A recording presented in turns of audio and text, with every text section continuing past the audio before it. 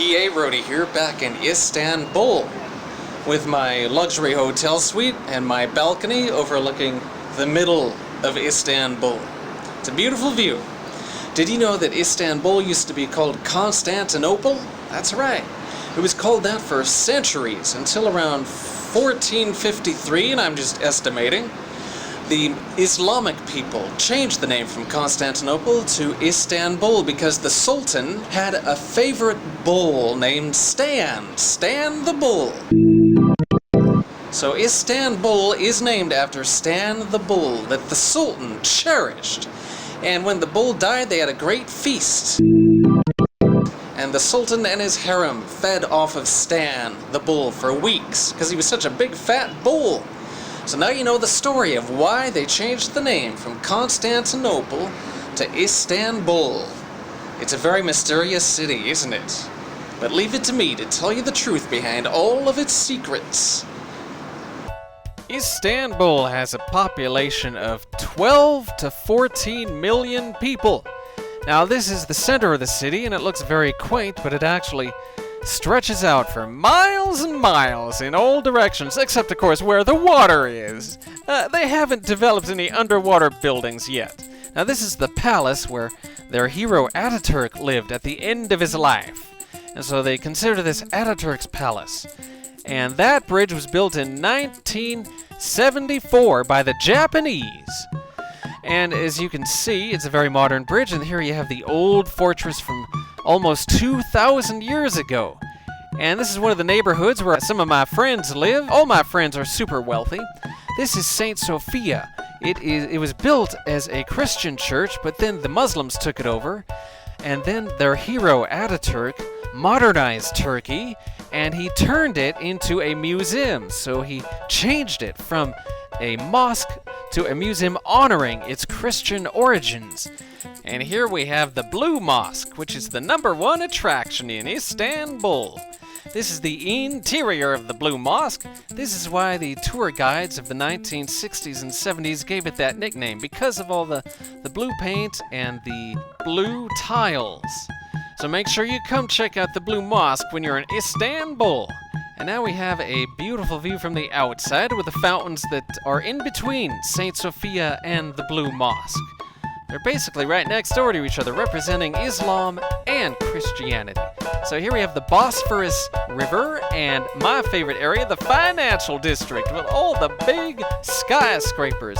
I just love making deals with all the businessmen here in Istanbul. And this certainly is the city to make deals.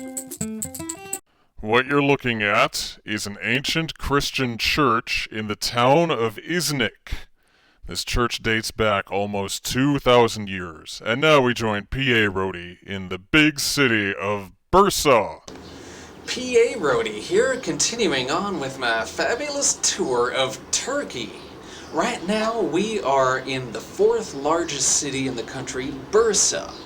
And it has a population of about 2 million people. They actually manufacture cars here, and it's a big textile industry location. So of course I'm going to be purchasing most of the textile plants and auto plants, and then forcing the workers to take like half their pay from this point on, because that's the cost of globalization. They just have to understand it. So hopefully the workers at these plants won't be rebelling, because they can be kind of temperamental. But by that point I'll be out of the area, because we're doing a tour of Turkey, so these people in Bursa won't be able to catch up with me, no way. So tonight we're in Bursa. This is the view from my luxury hotel suite. You can see the city of Bursa behind me, glowing in the sunset, and it's a very attractive location. Now here in Turkey, I understand that they have several important provinces that we'll be visiting. One of which is cranberry sauce, and then there is mashed potatoes and gravy, and the last province will be stuffing. So you'll find all of these in the country of Turkey. And I'm just very thankful. It's like Thanksgiving here in Turkey. It really is, because every day you're thankful for being in such a beautiful country. And I'm always thankful to be P.A.Rody. I'm so rich and powerful, I love it. So I hope you enjoy seeing Turkey on this brand new episode of the P.A.Rody Show. P.A.Rody here, coming to you from the capital city of Turkey, Ankara. Ankara is the second largest city in Turkey. It only had a population of 3,000 people way back in 1923. But then, when it became the capital, thanks to Turkey's national hero, Ataturk, it blossomed into a massive city, 4.5 million people. So of course, I'm staying here at the luxury hotel right next to the legislative building and all of the embassies. I'll be bribing all of the ambassadors, of course, and bribing all the public officials here in Turkey, along with the president, so I can get away with all of my great business dealings. And I'm very excited. I'm salivating just at the thought of taking full advantage of the Turkish people. They're friendly, wonderful, welcoming people, and that makes them even easier for me to exploit. And there's a super luxurious shopping mall on the other side of this fine hotel. So I'll be busy buying some jewelry for my mistresses, and I'll get back to you from another location here in the fabulous country of Turkey.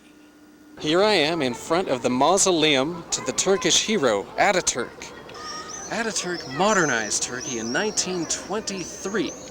At that point, he knew that the future was with the West, and so he eliminated the Arabic alphabet and brought in the Western alphabet. And he also made it so that it would be illegal for girls to wear scarves over their heads in public schools, so there'd be no mixture of religion and public education. This is why they have a modern secular state here in Turkey today. And inside there, the great hero Ataturk has brought inspiration to many people, especially to the P.A.Rody Empire, which is very happy to bring in globalization and the economic might of the P.A.Rody Empire. So Ataturk died in 1938 at the age of 57, and it was a great tragedy. People of Turkey, the people love Ataturk. He truly is their great hero. You'll find nothing but the highest admiration for him.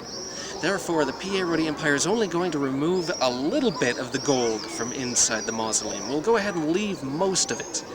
We'll just take away enough gold to feel good about ourselves. And so this is P.A.Rody from Ankara, the capital city of Turkey. P.A.Rody here in my luxury hotel suite in the Cappadocia region of central Turkey. We're going to be looking at one of the most famous and iconic symbols of Turkey. We're going into some volcanic rock formations which end up making these structures that are affectionately known as fairy chimneys. So these fairy chimneys end up looking like something from a Dr. Seuss book. They look like giant mushrooms or giant rockets, missiles, penises, you name it. So it's going to be amazing to see these rock formations and the caves where the ancient people used to dwell in. They have fresco paintings, and they used to live there and have churches. They had businesses, so it's going to be quite the sight for you, the viewer, to see here on the P.A.Rody tour of Turkey. It's a shame that my sweatshops are going to be spoiling some of the scenery when they start spewing out smog, but that's the price of progress and globalization.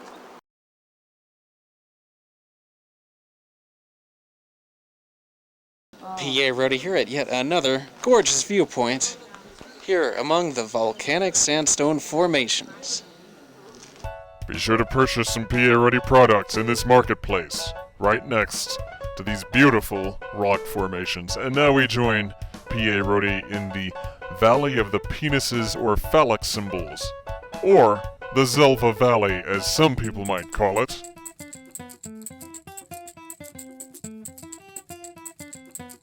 P.A.Rody here, walking among the fascinating rock pinnacles, the fairy chimneys as they call them, here in the Zelva Valley. The Zelva Valley looks just like something from a Dr. Seuss book. So I just thought you'd enjoy seeing this unique feature once again here in Cappadocia, in the middle of Turkey. And I'm sure I'm going to run into the ghost of Dr. Seuss somewhere around here, because he would really fit in this amazing, intriguing, otherworldly environment.